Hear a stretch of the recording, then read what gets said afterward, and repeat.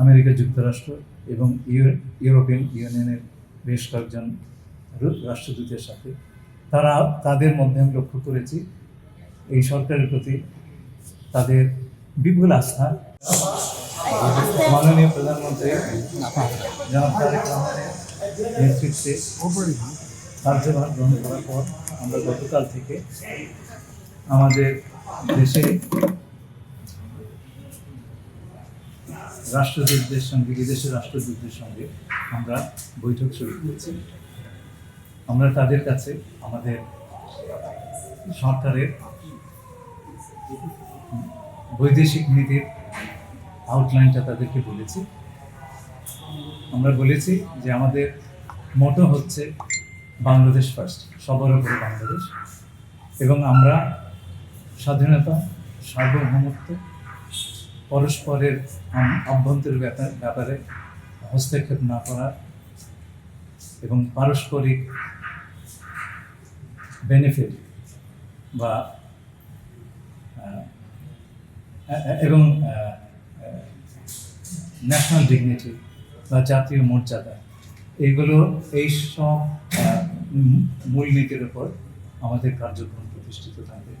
আমরা প্রতিটি দেশের সঙ্গে মিউচুয়ালি বেনিফিশিয়াল সম্পর্ক গড়ে তুলতে চাই অ্যাজ কো-ইকুয়ালস।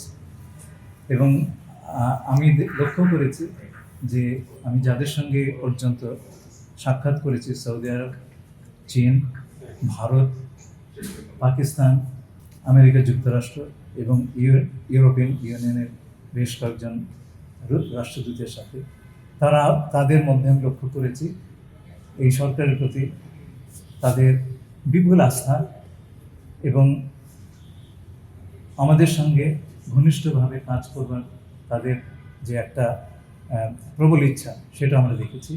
আমরা আশা করি আমাদের অঞ্চলের এবং বিশ্বের অন্যান্য স্থানে আমাদের যে সমস্ত বন্ধু রাষ্ট্র আছেন তাদের সবার সঙ্গে আমরা অত্যন্ত গভীর সম্পর্ক যে আমরা চালিয়ে যেতে আমরা প্রতিষ্ঠা করতে পারবো। আমরা বলেছি আমাদের যে সমস্ত ইস্যু আছে সেই ইস্যুগুলো আমরা সম্মানজনকভাবে পারস্পরিক মর্যাদাবোধের ভিত্তিতে আমরা রিজলভ করব, যেখানে আমাদের সকলের স্বার্থ, আমাদের স্বার্থ যেখানে সুরক্ষিত হয়। আমি আশা করছি যে আগামীতে, এ পর্যন্ত আমি যে কথা বলেছি বিভিন্ন রাষ্ট্রদূতের সঙ্গে, আমি প্রিটি কনফিডেন্ট যে আগামী দিনগুলোতে আমরা একটা অত্যন্ত গতিশীল ফরেন পলিসি পরিচালনা করতে পারবো। আপনাদের সবাইকে ধন্যবাদ। স্যার, একটা কোয়েশ্চেন স্যার, আমরা বলছি যে ভারতে আমাদের সঙ্গে যে বর্ডারটা রয়েছে, এই বর্ডারটাকে সেভ করতে এবং বর্ডার কিলিং বন্ধ করতে কোনো বার্তা মিটিংয়ে দেওয়া হয়েছে? কোনো স্পেসিফিক প্রশ্ন নিচ্ছে না। আমরা এই পর্যন্ত যে সাক্ষাৎগুলো হয়েছে সেগুলো হচ্ছে সৌজন্যমূলক, বন্ধুত্বমূলক সাক্ষাৎ। এরপরে আমরা স্পেসিফিক বিষয় নিয়ে আলোচনা করব এবং সেজন্য তো অনেকটা সময় পড়িয়ে আছে।